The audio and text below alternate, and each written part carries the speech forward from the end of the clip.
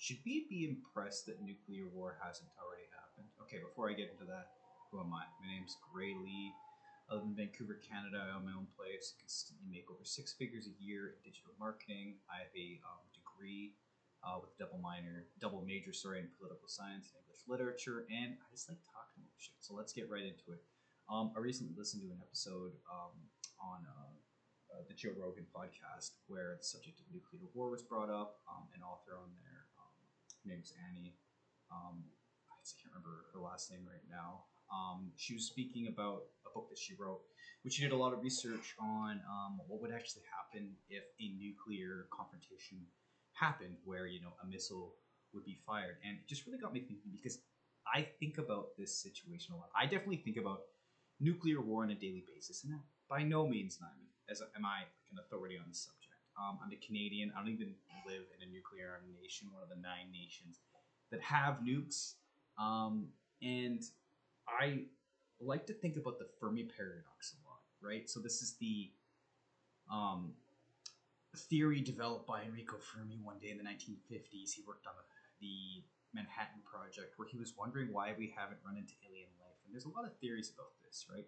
Some people believe that space travel is just a zero-sum game, that it just doesn't work for any species that advance to the level that humans get to, right? So if you can imagine it, that evolution follows the same path anywhere in the universe is infinite, and everybody always runs into, say, the issue of like space travel being impossible, or everybody just goes into AI instead of branching out into the cosmos, or that once every civilization develops nuclear war, they always end up killing themselves. So personally, I think it's pretty goddamn impressive that we've had them for about 75 years now, and we haven't destroyed ourselves.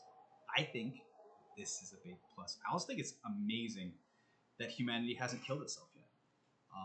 I think that we shall be really grateful that we haven't, because 1962 Cuban Missile Crisis was the last time there was a major nuclear confrontation, right? And as time went on, we've reduced the amount of nukes on the planet from around 70,000 at the peak to now where there's about 12,000. Russia has developed the most nuclear warheads. They have the largest arsenal in the world right now, followed by the United States. Then there's other countries like Israel, Pakistan, and India, England, France. There's China, obviously. They're going to have, I think they have the third biggest, number of missiles on the planet. And it's worrying that we are getting a lot of saber rattling right now from leaders, including Putin, who are openly threatening the use of nuclear weapons. And there should be a difference that we should understand here between tactical and strategic nukes, right? So a lot of them are saying that we'll use tactical nukes. Like Putin says, oh, it's not against Russian military doctrine to use tactical nukes, which is supposed to, help them gain a military edge in, a guerrilla fight or just basic warfare. Because right now there is an asymmetrical war going on in Ukraine where one side is nuclear powered and the other isn't. I know that the U.S. is directly funding the Ukraine war effort, but should Russia choose to decide to use tactical nuclear warheads, it would be really tough for the Americans to intervene with their own, because of more than anything, geography, right? There are no nukes in Ukraine, and Russia's entire arsenal is at the doorstep of Ukraine. So it is scary because we do have a number of very pressing confrontations. India and Pakistan, those two countries hate each other. They always have. North Korea, South Korea, that's been going on forever. I had the privilege of going to the North Korean, what do you call it? The border there, 49th parallel, when I had an ex-girlfriend. She was South Korean. She's still alive. But it was really impressive. I looked out there and it was very strange to see. You're seeing geopolitics in reality. It was crazy. So that's the conflict going on there. And obviously, if things keep getting escalated, obviously China and Taiwan, that situation is also very inflammatory. That's not even mentioning Israel and the whole Gaza Strip crisis that's happening right now. So I do think it's very remarkable the nuclear war hasn't happened. We've been thinking about it, like I said, for about 75 years now. Obviously, the movie Oppenheimer really brought into the public eye in a way that I think there was a responsibility for a lot of filmmakers to start to tackle this subject. I think there should be more dramatizations about the Manhattan Project.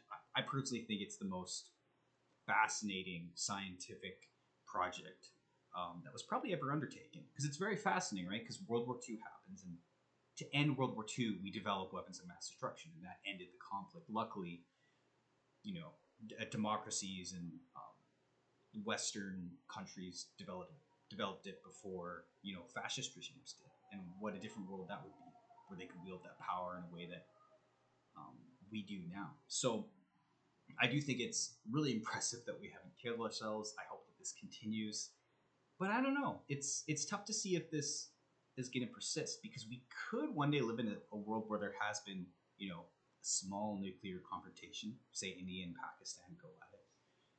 What would that be like if nuclear weapons were exchanged on a small scale, which would be a miracle, by the way. Now, if you look more into the logistics of nuclear war and mutually assured destruction, it actually tells you a lot more about how important the role of U.S. president is on a global scale, right? So when we vote on the U.S. president, we've now devolved into a situation where we're very obsessed with the personality. Oh, could you have a beer with that person?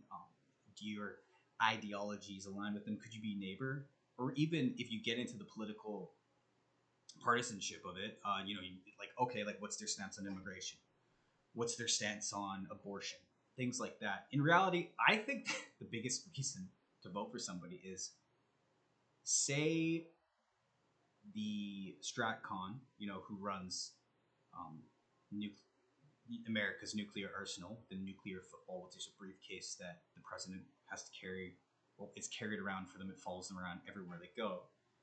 Say the military general, comes up to them and is like, "Hey, we have 6 minutes to make a decision. A nuke has been launched from Moscow, or a series of them. We have 6 minutes to decide if we want to retaliate. Who is the person that you want to be able to deal with that?" Like right now, we're to say where it looks like Kamala Harris is going to be the Democratic nominee, and Donald Trump is definitely the Republican nominee. Who would you rather be in that situation? And to me, I think it's been reported that a lot of presidents and nominees are not really briefed on this at all, right? It kind of lives behind the veil of national security in a way where it's even secretive to the presidents, right? So Clinton's come out, Bush's come out, said like they didn't really know a lot about this. So to me, that's really alarming. Where the reason I'm getting to this is because that 6 minute window where, say, Washington, D.C. has been targeted by a nuclear warhead, they know it's coming. Say it's from North Korea. Say it's like an out of the blue event where the North Koreans have just, oh, maybe it's a mistake. Because the Americans have a giant bajillion-dollar satellite that is the most sophisticated nuclear surveillance um, satellite in the world. It's far better than the Russian system. The Russian system apparently is like flawed and whatnot. It doesn't even work. It like confuses launches for things like weather events, which is scary in itself. So the Americans are constantly on the lookout for. There's like hundreds of thousands of people employed, right? They're monitoring. Is there a nuclear launch? So they have 6 minutes, so they can determine. Okay, yeah, DC is going to be hit. So the president is then confronted by the military apparatus to give them, the situation like, okay, we have to make a decision here. Are we going to retaliate? And really, what the question is, are we going to end civilization? That's really what the question is.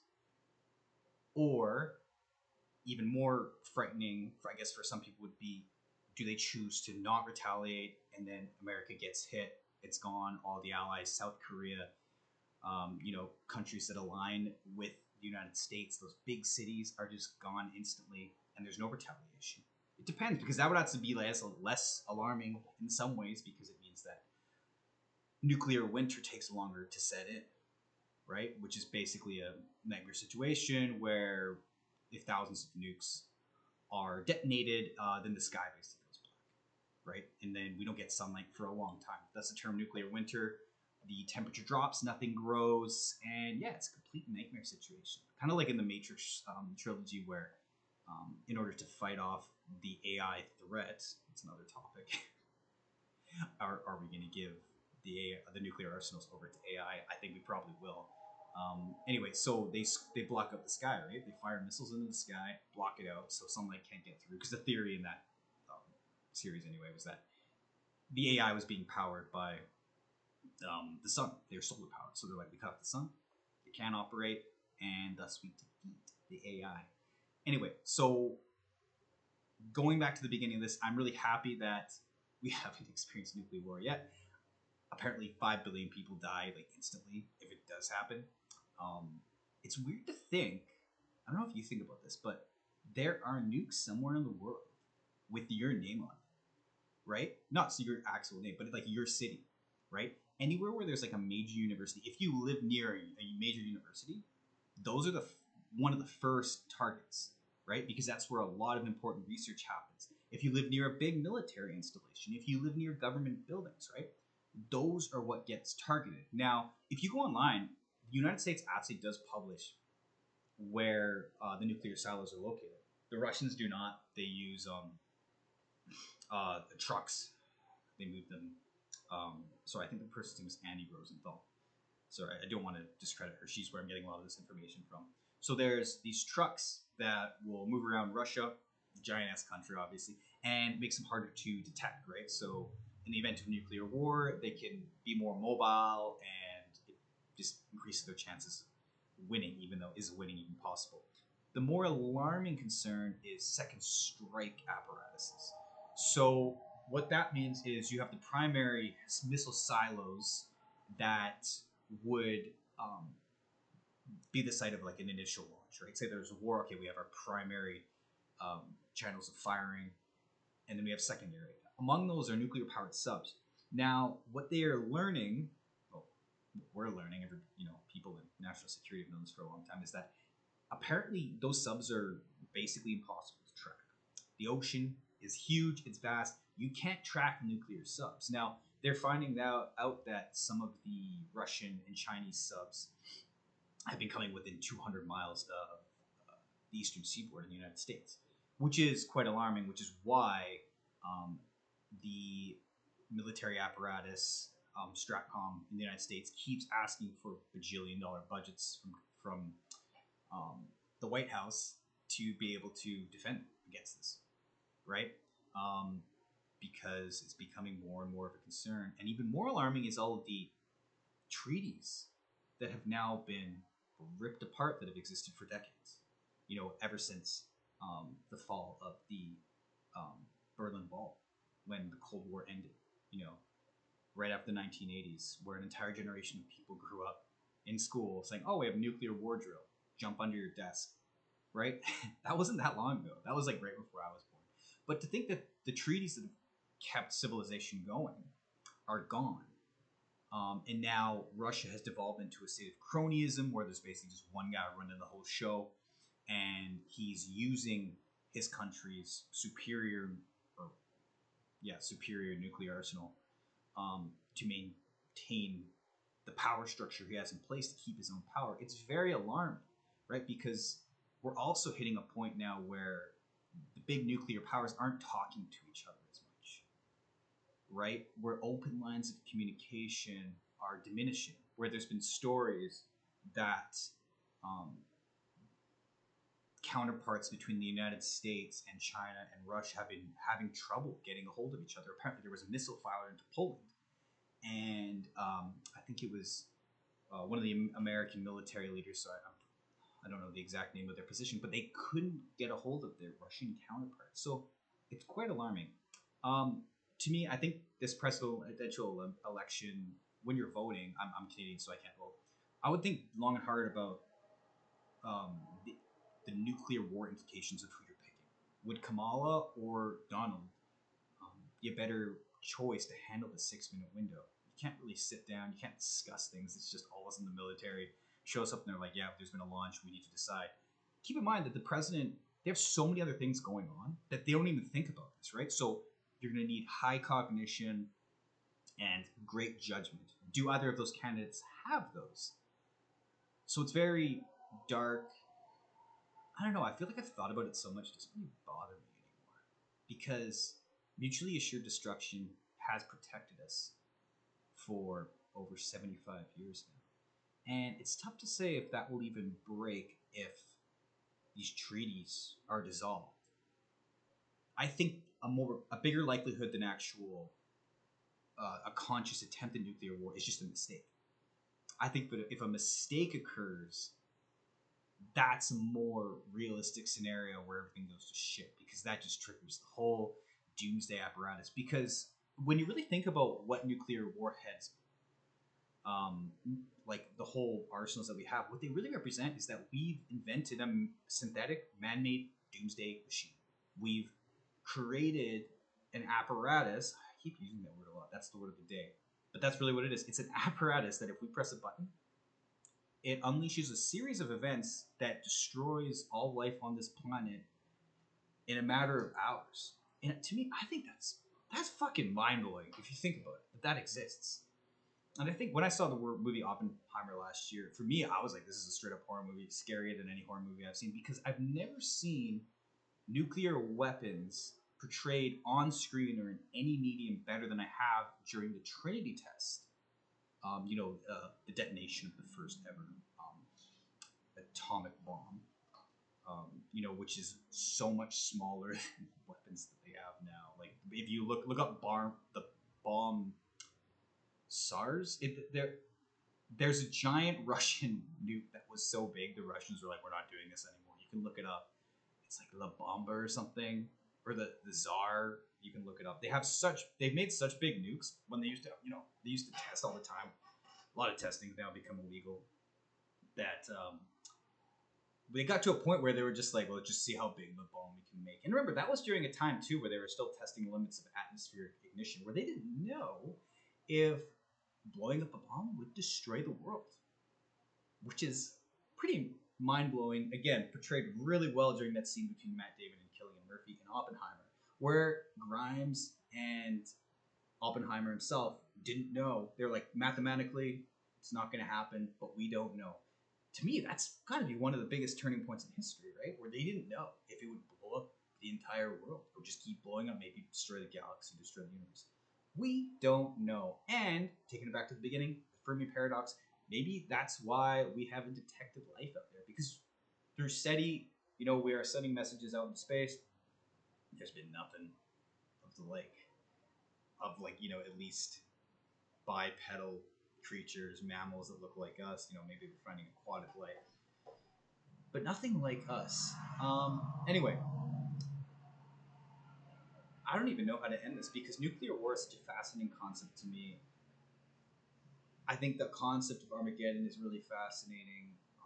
What's going to take humanity to a point where we survive the longest, where we thrive the most? Do you think, what kind of role do you think AI plays in this? Because we are heading into this territory that science fiction writers have been writing about for hundreds of years.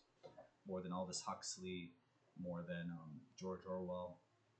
And it's a really fascinating time, because to think that we have artificially created beings that are more intelligent than we are, that are just on the forefront, is fascinating. Because tech companies, what the AI, and Elon Musk has said this, a lot of CEO techs have confirmed this, that the AI race is really a thinly veiled ploy to create an artificial superintelligence, something that is smarter than any human, or collectively all of humanity together.